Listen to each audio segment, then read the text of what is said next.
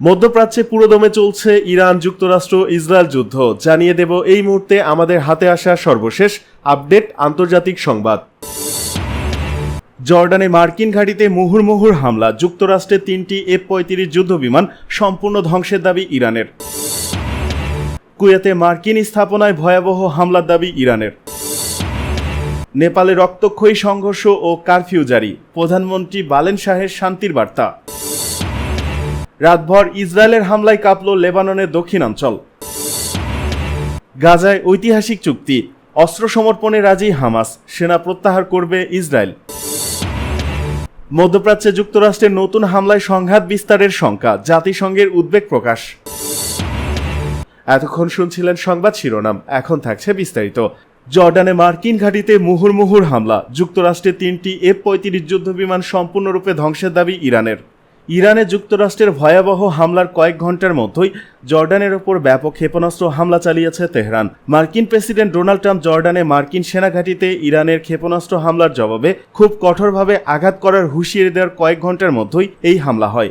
ইরানের Islamic revolutionary guard corps IRGC দাবি করেছে জর্ডানের আল আজরাক বিমান ঘাঁটিতে চালানো ক্ষেপণাস্ত্র হামলায় যুক্তরাষ্ট্রের 3টি F-35 যুদ্ধবিমান সম্পূর্ণ ধ্বংস হয়েছে এবং আরও 3টি বিমান গুরুতর ক্ষতিগ্রস্ত হয়েছে। ইরানের রাষ্ট্রীয় বার্তা সংস্থা ফার্স নিউজ এজেন্সি প্রকাশিত এক বিবৃতিতে IRGC এই দাবি করে। বিবৃতিতে বলা হয়, ইরানের কেশম দ্বীপের যুক্তরাষ্ট্রের হামলায় 2 ব্যক্তি ও তাদের এক সন্তান নিহত হওয়ার ঘটনার জবাবে এই হামলা চালানো হয়েছে। IRGCর দাবি, তাদের মহাকাশ ও ক্ষেপণাস্ত্র ইউনিট জর্ডানের আল আজরাক বিমান ঘাঁটির একটি র্যাম এবং যুদ্ধ বিমানের জন্য রক্ষণাবেক্ষণ হ্যাঙ্গার লক্ষ্য করে বেশ কয়েকটি ব্যালিস্টিক ক্ষেপণাস্ত্র নিক্ষেপ করে। ওই ঘাঁটিতে যুক্তরাষ্ট্রের অত্যাধুনিক F-35 যুদ্ধবিমান মোতায়েন রয়েছে বলে উল্লেখ করা হয়। বিবৃতিতে আরও বলা হয়, হামলায় 3টি F-35 সম্পূর্ণ ধ্বংস হয়েছে এবং আরও 3টি যুদ্ধবিমান ব্যাপকভাবে ক্ষতিগ্রস্ত হয়েছে। এছাড়া হামলায় শত্রুপক্ষের কয়েকজন সামরিক কর্মকর্তা এবং কারিগরি ও রক্ষণাবেক্ষণ কর্মীও নিহত হয়েছে বলে দাবি করেছে IRGC। বিবৃতিতে যুক্তরাষ্ট্রের সেনাবাহিনীকে শিশু হত্যাকারী বাহিনী আখ্যা দিয়ে বলা হয়, তারা গভীর রাতে ঘুমন্ত নিরীহ নিরস্ত্র পরিবারগুলোর উপর নির্মম হামলা চালাচ্ছে। IRGC আরও দাবি করে, ইসলামী ভূখণ্ড থেকে শেষ মার্কিন দখলদারকে বিতাড়িত না করা পর্যন্ত তাদের সংগ্রাম অব্যাহত থাকবে। এই হামলার পর IRGC জর্ডানের উদ্দেশ্যেও বার্তা দিয়ে জানায়, তাদের লড়াই অব্যাহত থাকবে। তবে IRGCর এসব দাবির সত্যতা রিপোর্ট লেখা পর্যন্ত স্বাধীনভাবে যাচাই করা সম্ভব হয়নি। কাতার ভিত্তিক সংবাদ মাধ্যম আল জাজিরা জানিয়েছে, তারা F-35 যুদ্ধবিমান ধ্বংস বা হতাহত কিংবা ক্ষয়ক্ষতির বিষয়ে IRGCর দাবিগুলো স্বাধীনভাবে নিশ্চিত করতে পারেনি। এদিকে এই ঘটনায় যুক্তরাষ্ট্রের প্রতিরক্ষা দপ্তর, পেন্টাগন বা জর্ডানের কর্তৃপক্ষের পক্ষ থেকে তাৎক্ষণিকভাবে কোনো আনুষ্ঠানিক প্রতিক্রিয়া পাওয়া যায়নি। অন্যদিকে মিশরের দামিয়েত্তা বন্দরে ড্রোন হামলায় 2টি প্রাকৃতিক গ্যাসবাহী জাহাজে আগুন লেগেছে বলে জানিয়েছে ব্রিটিশ সামুদ্রিক নিরাপত্তা সংস্থা অ্যামব্রে। যুক্তরাষ্ট্রের মালিকানাধীন একটি ভাসমান গ্যাস সংরক্ষণ জাহাজ এবং গ্রিসের মালিকানাধীন একটি ট্যাঙ্কারে এই হামলা হয়। কোনো হতাহতের খবর পাওয়া যায়নি। হামলার দায় এখনও কেউ স্বীকার করেনি। কুয়েতে মার্কিন স্থাপনায় ভয়াবহ হামলার দাবি ইরানের। কুয়েতে অবস্থিত মার্কিন স্থাপনায় ড্রোন হামলা চালানোর দাবি করেছে ইরানের সেনাবাহিনী। ইরানের ইসলামী বিপ্লবী গার্ড বাহিনী IRGC জানিয়েছে, কুয়েতের আলী আল সালেমে অবস্থিত মার্কিন ঘাঁটিতে নতুন করে হামলা চালিয়ে 2টি ড্রোন হ্যাঙ্গার, একটি জ্বালানি সংরক্ষণাগার এবং বেশ কয়েকটি সামরিক হেলিকপ্টার ধ্বংস করা হয়েছে। বৃহস্পতিবার 30 জুলাই প্রকাশিত এক বিবৃতিতে IRGC জানায়, অপারেশন নাসর 2 এর 56তম ধাপের অংশ হিসেবে এই হামলা চালানো হয়েছে। বিবৃতিতে বলা হয়, হামলায় 2টি ড্রোন হ্যাঙ্গার, বিমান জ্বালানির একটি ট্যাঙ্ক এবং বেশ কয়েকটি সামরিক হেলিকপ্টার আগুনে পুড়ে সম্পূর্ণ ধ্বংস হয়েছে। এক বিবৃতিতে সেনাবাহিনী জানিয়েছে, কেশমে একটি আবাসিক বাড়িতে মার্কিন হামলায় একই পরিবারের বেশ কয়েকজন সদস্য নিহত হওয়ার জবাবে তারা কুয়েতে অবস্থিত কৌশলগত মার্কিন স্থাপনাগুলোতে হামলা চালিয়েছে।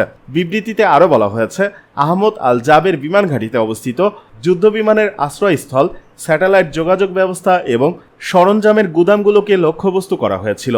বিবৃতিতে বলা হয়েছে, অপরাধ, নিষেধাজ্ঞা ও হুমকি ইরানের তার পবিত্র প্রতিরক্ষায় আরও ঐক্যবদ্ধ ও সুসংহত করে তোলে। IRGC আরও দাবি করেছে, মুসলিম বিশ্বের সম্পদ ও সম্পদের ওপর লুটপাট বন্ধ না হওয়া পর্যন্ত এবং মধ্যপ্রাচ্য থেকে মার্কিন বাহিনী প্রত্যাহার না হওয়া পর্যন্ত হামলাকারীদের বিরুদ্ধে তাদের প্রতিশোধমূলক অভিযান অব্যাহত থাকবে। এছাড়া কুয়েতের জনগণের উদ্দেশ্যে দেওয়া বার্তায় IRGC বলেছে, আগ্রাসনের জবাব হিসেবে তাদের সামরিক অভিযান চলতেই থাকবে। তবে IRGCর এই দাবির বিষয়ে কুয়েত বা যুক্তরাষ্ট্রের পক্ষ থেকে তাৎক্ষণিকভাবে কোনো মন্তব্য পাওয়া যায়নি। নেপালে রক্তক্ষয়ী সংঘর্ষ ও কারফিউ জারি, প্রধানমন্ত্রী বালেন শাহের শান্তির বার্তা। নেপালের দক্ষিণ অঞ্চলে হিন্দু ও মুসলিম সম্প্রদায়ের মধ্যে রক্তক্ষয়ী সংঘর্ষের ঘটনায় অন্তত ৩ জন নিহত হওয়ার পর দেশবাসীকে শান্ত থাকার জোর আহ্বান জানিয়েছেন দেশটির প্রধানমন্ত্রী বালেন শাহ। গত মার্চ মাসে দায়িত্ব গ্রহণের পর থেকে জনসম্মুখে খুব একটা আসেননি প্রধানমন্ত্রী শাহ। তবে বৃহস্পতিবার পরিস্থিতি নিয়ন্ত্রণে তিনি জাতির উদ্দেশ্যে তার প্রথম বড় ধরনের ভাষণ দেন।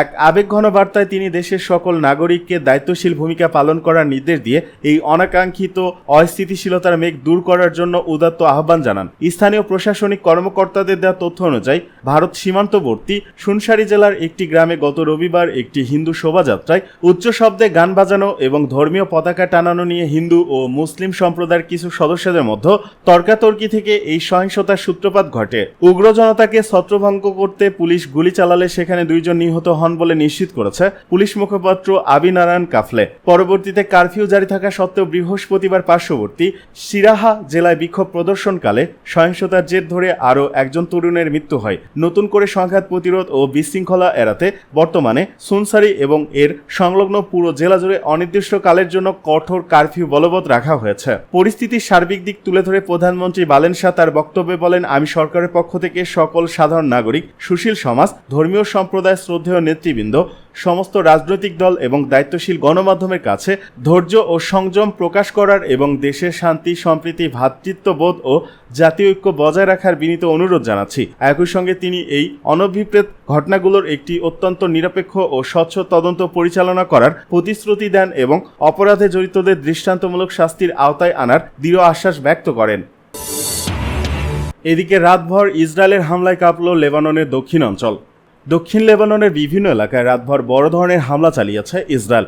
এতে একের পর এক বিকট বিস্ফোরণে পুরো অঞ্চল কেঁপে ওঠে বলে জানিয়েছে লেবাননের জাতীয় বার্তা সংস্থা ANA। প্রতিবেদন বলা হয়, ইমোহর আল শফিক, আরনুন ও কফর তেবনিত এলাকায় মধ্যরাতে ইসরায়েলি হামলার পর শক্তিশালী বিস্ফোরণের শব্দ শোনা যায়। এই বিস্ফোরণের কম্পন দূরবর্তী এল খারবুত ও খালদে এলাকাতেও অনুভূত হয়েছে। মারজাউন জেলায় অবস্থিত ঐতিহাসিক বিউফোর্ট দুর্গের কাছাকাছি এলাকাতেও তীব্র বিস্ফোরণের ঘটনা ঘটে। এতে পাশের কুলাইয়া শহরে বহু বাড়ির জানালার কাচ ভেঙে যায় এবং কিছু বসতি ক্ষতিগ্রস্ত হয়।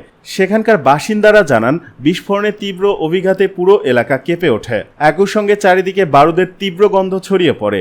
সংবাদ মাধ্যমটি আরও জানায়, টাইর জেলার আল মনুসিরি ও বেউত আল সাইয়দ এলাকার উপকণ্ঠে ভারী মেশিনগান দিয়ে গুলি চালিয়েছে ইসরায়েলি বাহিনী। পাশাপাশি আল মানসুরি এলাকায় ভারী কামানের গোলাও নিক্ষেপ করা হয়। এছাড়া বিনতে জুবাইল জেলার বারাশিদ পাহাড় থেকে আইতানা এলাকার দিকে ইসরায়েলি ট্যাঙ্কারের বহর এগোতে দেখা গেছে।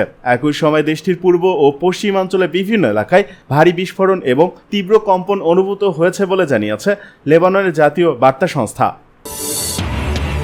গাজায় ঐতিহাসিক চুক্তি, আত্মসমর্পণে রাজি হামাস, সেনা প্রত্যাহার করবে ইসরায়েল। গাজায় দীর্ঘ সংঘাতের অবসান ঘটাতে একটি যুগান্তকারী চুক্তিতে পৌঁছেছে ফিলিস্তিনি স্বাধীনতাকামী সংগঠন হামাস। যুক্তরাষ্ট্রের মধ্যস্থতায় গঠিত গাজা বোর্ড অব পিস বিষয়টি নিশ্চিত করে। এই চুক্তির আওতায় হামাস গাজায় তাদের অস্ত্র পর্যায়ক্রমে সমর্পণ করতে সম্মত হয়েছে। এর বিনিময়ে গাজা উপত্যকা থেকে ক্রমান্বয়ে সেনা প্রত্যাহার করবে ইসরায়েল। বৃহস্পতিবার প্রকাশিত এই চুক্তির রোডম্যাপ অনুযায়ী মার্কিন প্রেসিডেন্ট ডোনাল্ড ট্রাম্পের শান্তি পরিকল্পনা এবং জাতিসংঘের নিরাপত্তা পরিষদের রেজুলেশন 2803 এর আলোকে আগামী 14 দিনের মধ্যে গাজায় থাকা সমস্ত অস্ত্রের একটি সবিস্তার তালিকা প্রস্তুত করার বাধ্যবাধকতা রাখা হয়েছে। এই প্রক্রিয়া শুরুতে মূলত ভারী অস্ত্রশস্ত্র, সামরিক উৎপাদনের স্থান, অস্ত্রের গুদাম এবং গাজার ভূগর্ভস্থ সুড়ঙ্গ নেটওয়ার্কগুলোকে চিহ্নিত, নিষ্ক্রিয় ও তালিকাভুক্ত করা হবে। ফিলিস্তিনি বিভিন্ন দলের অংশগ্রহণে গঠিত একটি নতুন জাতীয় প্রশাসনিক কমিটি অস্ত্র জমা ও সংরক্ষণের পুরো বিষয়টি অত্যন্ত সতর্কতার সাথে তদারক করবে। চুক্তির শর্ত অনুযায়ী কোনো অবস্থাতেই কোনো অস্ত্র ইসরায়েল বা অন্য কোনো বিদেশি পক্ষের হাতে তুলে দেওয়া হবে না। গাজার নিরস্ত্রীকরণ প্রক্রিয়া সঠিকভাবে বাস্তবায়নের জন্য একটি আন্তর্জাতিক যাচাইকরণ কমিশন, আন্তর্জাতিক স্থিতিশীলতা বাহিনী এবং একটি নতুন ফিলিস্তিনি পুলিশ বাহিনী একযোগে কাজ করবে। এই আন্তর্জাতিক বাহিনীর উপস্থিতি এবং অস্ত্র জমাদার অগ্রগতির সাথে সম্পূর্ণ সামঞ্জস্য রেখে ইসরায়েলি বাহিনী গাজা নিয়ন্ত্রিত অঞ্চলগুলো থেকে নির্ধারিত রেখায় ধাপে ধাপে পিছিয়ে যাবে। গাজা বোর্ড অব পিসের উচ্চ প্রতিনিধি নিকোলাই এই চুক্তিকে একটি ঐতিহাসিক মাইলফলক হিসেবে স্বাগত জানিয়েছেন এবং গাজার পুনর্গঠন ও ফিলিস্তিনিদের নিজেদের দ্বারা পরিচালিত একটি শান্তিপূর্ণ ভবিষ্যৎ নিশ্চিত করার ওপর সর্বোচ্চ জোর দিয়েছেন। তবে মাঠ পর্যায়ে এর সুফল নিয়ে সাধারণ ফিলিস্তিনিদের মধ্যে তীব্র সংশয় ও মিশ্র প্রতিক্রিয়া প্রতিক্রিয়া বিরাজ করছে। অন্যদিকে হামাসের আলোচনাকারী দলের সদস্য গাজী হামাদ খুব স্পষ্ট ভাষায় জানিয়ে দিয়েছেন যে ইসরায়েল যদি চুক্তির কোনো শর্ত পালনে গড়িমসি করে বা লঙ্ঘন করে তবে হামাসও এই চুক্তির কোনো ধাপ বাস্তবায়ন করবে না। এছাড়া আন্তর্জাতিক সম্পর্ক বিশ্লেষকদের কেউ কেউ এই উদ্যোগকে অত্যন্ত ইতিবাচক মনে করলেও ইসরায়েল শেষ পর্যন্ত এই চুক্তির প্রতি পূর্ণ আনুগত্য বজায় রাখবে কিনা এবং মার্কিন প্রশাসন এর সঠিকভাবে বাস্তবায়ন নিশ্চিত করতে পারবে কিনা তা নিয়ে গভীর সন্দেহ প্রকাশ করেছেন। সামগ্রিকভাবে 2 শতাধিক দিনের বেশি সময় ধরে চলা এই দীর্ঘ প্রতিক্রিয়ার সফল বাস্তবায়ন এখন সম্পূর্ণ নির্ভর করছে পারস্পরিক বিশ্বাস ও মাঠ পর্যায়ে করা আন্তর্জাতিক নজরদারির ওপর। মধ্যপ্রাচ্যে যুক্তরাষ্ট্রের নতুন হামলায় সংঘাত বিস্তারের শঙ্কা, জাতিসংঘের উদ্বেগ প্রকাশ। মধ্যপ্রাচ্যে উত্তাপ আরও বাড়িয়ে ইরানে নতুন করে শক্তিশালী বিমান হামলা চালিয়েছে মার্কিন সামরিক বাহিনী। এতে একটি আবাসিক ভবনে হামলায় শিশুসহ একই পরিবারের 3 জন নিহত হয়েছেন। এর জবাবে যুক্তরাষ্ট্র ও আঞ্চলিক মিত্রদের বিরুদ্ধে কঠোর সামরিক পদক্ষেপ এবং দীর্ঘমেয়াদী সংঘাতের হুমকি দিয়েছে ইরান ও তার সমর্থিত গোষ্ঠীগুলো। একই সঙ্গে কৌশলগত প্রণালী হরমুজ বন্ধ রাখা এবং ইরাকে যৌথ হামলার ঘটনায় বিশ্বজুড়ে তৈরি হয়েছে চরম উদ্বেগ। বৃহস্পতিবার ইরানের IRIB রাষ্ট্রীয় বার্তা সংস্থা জানায় ইরানের একমাত্র পারমাণবিক বিদ্যুৎ কেন্দ্রটি যে প্রদেশে অবস্থিত সেই বুশেহর প্রদেশের বুশেহর, জাম ও খরমুজ এই 3টি শহরের আশেপাশের এলাকায় গভীর রাতে মার্কিন বিমান হামলা চালানো হয়। এসব স্থানে তাৎক্ষণিকভাবে কোনো প্রাণহানির খবর না পাওয়া গেলেও দক্ষিণাঞ্চলে কেশম আইল্যান্ডে এক আবাসিক ভবনে মার্কিন হামলায় বাবা মা ও তাদের 2 বছর বয়সী এক শিশুর মৃত্যু হয়েছে এবং অপর 2টি সন্তান আহত হয়েছে। মার্কিন হামলার পর ইরানের ইসলামিক বিপ্লবী গার্ড কর্পস IRGC এক বিবৃতিতে ঘোষণা করেছে মহান আল্লাহর সহায়তায় আগ্রাসীকে আজই কঠোর শাস্তি প্রদান করা হবে।